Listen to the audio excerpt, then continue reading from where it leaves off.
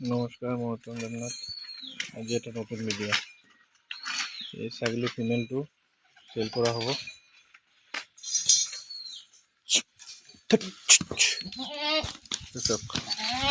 ধুনীয়া কোৱালিটিৰ ছাগলী মালোৱা হয়। এইটো আপোনাৰ 15 দিনমান হ'ল গাভিনী হৈছে। ইয়াৰ যিটো ক্ৰছ আছে এইটো ভিডিঅ' বিচাৰিলে পাই যাব। আৰু এইটো এটা মেল,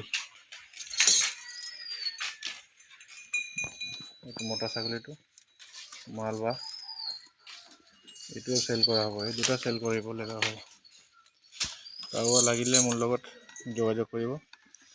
বহুত ধুনীয়া আৰু টপ কোৱালিটি, ব্ৰিডিঙৰ কাৰণে ৰেডি আছে। এইটো